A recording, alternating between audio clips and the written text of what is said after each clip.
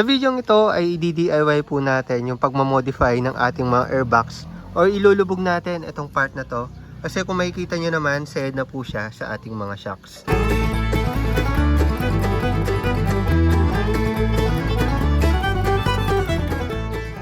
So nangyayari po ito lalo na kung naka-ES po kayo katulad natin 2.5 at ganito na po yung clearance niya. Medyo dikit na po siya. So para maging maganda yung fittings po niyan is i-atras po natin ito. Ilulubog po natin yan para maganda po yung clearance ng shock natin at hindi po siya sumasayad. By the way, medyo sumasayad lang naman yan kapag naka-center stand tayo. Pero kapag naka-side stand po tayo, tulad niyan, medyo maluwag naman yung fittings niyan. Pero syempre, para maganda yung tindigan ng motor natin, kahit sa aling anggulo, modify na po natin yan guys. So by the way guys, ginagawa itong modification na ito para hindi nyo nagawin yung paglalagay ng bracket dito. Tapos uusog ng konti itong buong airbox assembly nyo. So ito, modify nyo na lang ito, itong part na to. Tabasin natin siya. Lalong lalo na kung naka plus 3 kayo, plus 3.5, plus 4. Kailangan nyo yan kasi yung shocks nyo talagang sayad na dito. Ito 2.5 pa lang pero halos dikit na siya oh. Kadalasan ginagawa to guys para hindi magka-problema katagalan or hindi masira to kasi baka nagagasgas na yan. Also sa mga show, dagdag puntos yun yung naka-offset yun dito or naka-fittings ng maganda yan. Yung mga cover pala natin dito guys, yan ongoing kinakarbon natin. Kaya naman nakabaklas sila. So ngayon, para ma-modify po natin itong airbox po natin, kailangan po natin tanggalin itong buong assembly na to, itong buong housing. So para matanggal yan, tanggalin lang natin tornilyo dito. Ayan yung allen dito. Tapos dalawang 8 or 10 mm atin dito. Ayan, kabilaan yan guys. Yung sa'yo natanggal ng isa. Ito, napalitan na siya ng allen.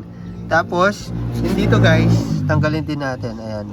Yung dito sa hose or sa tubo dyan. Ito, gamit lang tayo ng Phillips dyan. Luwagan natin para mahugot itong buong ito. Angat na rin natin to. At yun, matanggal natin siya. Ma-modify natin to. At hindi na maging sayad. So yan guys, nabaklas natin yung mga tornilyong tinuro ko kanina. Tapos tanggalin lang natin tong breather. May lock lang yan, tanggalin lang natin. So yun guys, nabaklas na natin. So simple lang naman yung gagawin natin dito guys. Kailangan nating mai-atras to. So para magawa yon, kailangan po natin siyang i-cut dito. And lalagyan ko po ng tanda yung ikakat nyo para alam nyo rin po yung DIY nyo.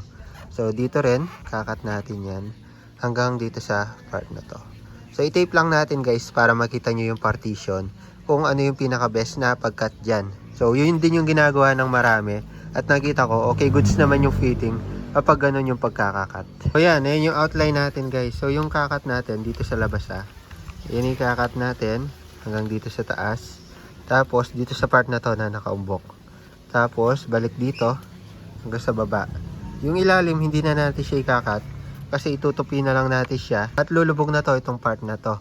So sa pagkakat nito pwede tayong gumamit ng grinder, mini porting tool, lagare or ininit na gunting whatsoever. Basta diskartehan nyo na lang kung ano yung available sa bahay nyo para mapag DIY. Yun na lang yung gamitin nyo guys. Importante lang naman dito is makat nyo yung part na yan. Ngayon kapag nakat na natin yan, medyo itutupi natin yan papunta dito. So medyo magkakaroon siya ng awang kasi dito na siya. Yung pagpunan natin sa awang guys, gagamit po tayo nitong epoxy compound na A and B. Hinahalo po siya na parang clay at kapag hinahalo po natin yan, titigas. Actually, nagamit ko na to kahapon. Effective siya doon sa airbox natin na modified natin. So yun, all goods to. Bumili na ako ng marami guys, pero di ko lang sure kung ilan yung magagamit, pero palagay ko mga isa or dalawa. All goods na yon. So pampunan lang dito para pag tumigas siya, parang part na siya ng airbox natin. Baga wala siyang siwang at wala siyang awang. After nun, kikinisin natin siya, lilihain, tapos pipinturahan ng kulay itim. Then, all goods na tayo guys. So, ganun lang naman yung process. Tapos, tingnan natin fittings. Kung okay na siya at medyo malayo na po siya doon sa shock po natin. Kung nakastock po kayo na ES na, wala naman kayo problema dyan kasi malayo naman yung shock. Pero yun, kapag naka 2.5 ES kayo, sasayad po talaga yan dito lalo na kung plus 3 pa yan or mas mataas. So yun, ikat na po natin siya. Siguro yung gagamitin ko na lang dito is grinder guys para mabilisan.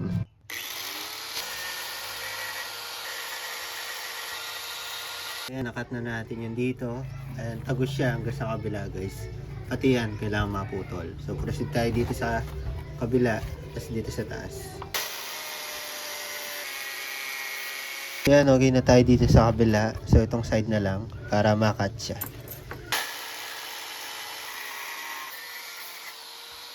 So yan, pag nakat na natin, ito na yung magiging tsura niya. Ayan, kung makikita nyo, may lulubog na natin siya. So yung magiging posisyon niyan or angulo is pa ganyan. Ayan. Tapos dito natin lalagyan ng epoxy glue. So itong part na to dito sa taas, medyo iinitan natin gamit heat gun. Try natin siya medyo idiretso guys, para dumiretso siya doon. So yan, ito yung heat gun natin. Initin lang natin siya. Ayan, to medyo all goods na. Ayan, kung makikita nyo, medyo lumubog na siya, diba? So yung gagawin na lang natin, cut natin to. May sobra kasi siya na konti. Tapos yun, tatapalan na lang natin yung gilid. Ayan, okay na sa atin yan guys. So itong malalim na to is lalagyan na lang natin ng epoxy para pumantay siya tignan. Pati dito sa gilid. Yun, all goods na. Ayan guys, proceed na tayo sa paglagay ng epoxy. So by the way, yung iba ganito lang gamit, all goods na. Pero kapag sobrang laki ng awang ninyo, pwede kayong gumamit ng fiber mat. So pang suporta lang guys. Ayan, pampakapit. Pero yun, ito based sa experience natin. All goods na to eh. Pero check natin kung magamit natin to. Binili ko kasi to in case man. Sayang naman kasi. So ayan, matibay yan. Pang ano talaga to eh, pang resin talaga. Pero try natin ng konti dito guys. So yan yung ENB, paghahaluin lang natin siya. Tapos may libre na rin pala yang. May libre siyang gloves, no? 2 piraso yan. Tsaka liha. Pero ayan, hindi na natin magamit yan kasi makapal yung gagamitin natin. Yan, suot lang natin tong gloves kasi medyo makapit siya sa kamay, madikit. Yan, okay na. Halo na natin to. Yung pinili kong kulay black, no? So kapag naghalo to, tapos natuyo, black yung kalalabasan niya. Meron kasing white niyan guys, tsaka merong gray. So dahil itim yung lalagyan natin, black yung pinili ko. So haluin lang natin to hanggang sa mag-mix siya ng maayos. Guys, nahalo na natin, consistent na po. Tapos nagupit na rin tayo ng konting fiber mat, pang suporta lang naman. Kaya gusto ko rin siyang itry dahil medyo malaki rin yung siwang guys eh. Dagdag suporta na yan. So ilalagay lang natin dyan sa part na may siwang. Tapos lagay natin to. Pati dito sa likod, lagyan din natin yan syempre. So yan, nalagyan na natin yung isang side guys. So nagamit na natin ang buo. Nagkulang yung isang garapon guys. So mga dalawa siguro magamit natin. Ito pa ilalagyan natin. Tapos yun, all goods naman yung fiber mat na nilagay natin, no? Medyo kumapit naman siya. So dagdag tibay na rin. So halo pa tayo ng isa guys para mapunan na natin to lahat. So yan, paghalo na ulit tayo ng isa pang set. Lagyan na lang natin to.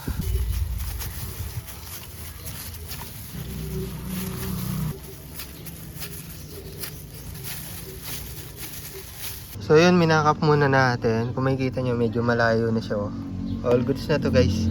So finishing na lang tayo. At yun, medyo tumitigas na rin. Pero patagalin pa natin ng mga ilang oras bago lihain. Para solid na solid talaga siya. So yun, tuyong-tuyo na siya. Ayan, kung makikita nyo, parang bato na siya. Parang semento na. Next step natin, lilihain po natin siya. Or pwede tayong gumamit ng grinder para mabilisan, no? May bala na liha. Pero yun, kung wala kayong ganito, pwede ninyo naman pagtiyagaan ng liha po yan para makinis lang siya bago po natin siya pinturahan. Para smooth po yung dating po niya at hindi siya halatang na-modify. So yun, i-grinder lang natin, kinisin lang natin siya. So yan, tapos na natin siya na grinder na pakinis. Tapos nilihaw ng konti para smooth na smooth siya. So yan, kung makikita nyo naman, smooth na siya. So yung loob, di na natin kikinisin yan dahil tago naman. Okay, goods naman yan sa loob. So dito sa labas, pipinturahan pa natin siya para hindi masyadong halata yung minodify po natin. Buti na lang may tira pa tayo samurai, kulay itim. Yan yung pang pipintura natin. So dito lang naman sa part na to yung minodify natin. Di na natin siya pipinturahan ng buo.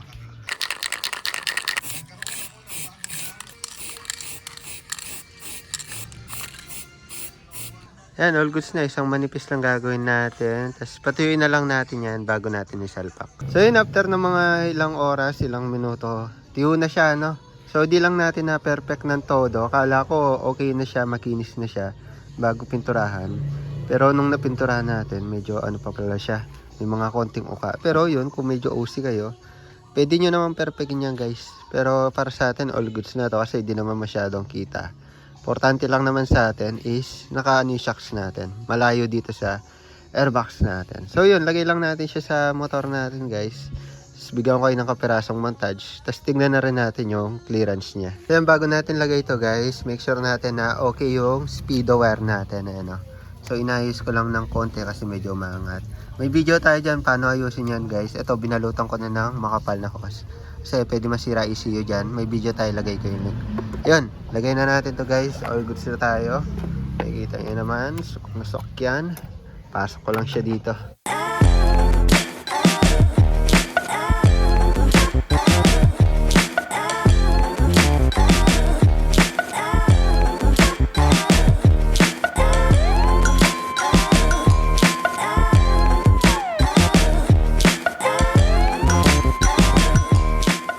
So ayan, all goods na tayo. Kung makikita nyo naman, malayo na po siya compared dun sa hindi pa natin siya minodified. So nung naka-center stand siya nung una, malapit siya. Ngayon, naka-center stand, malayo na ng gap.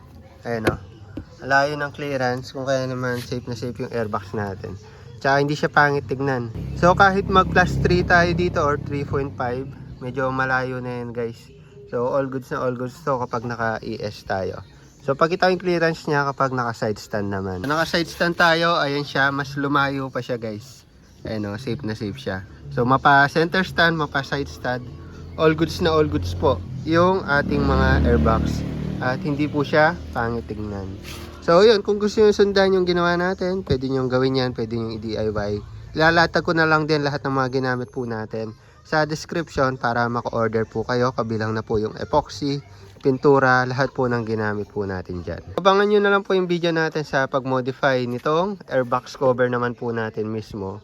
So upload ko na lang soon to guys. At ayun lang muna para sa video na ito. The more click, the more you know, modified airbox para iwas side sa shock sa ating mga Honda Click.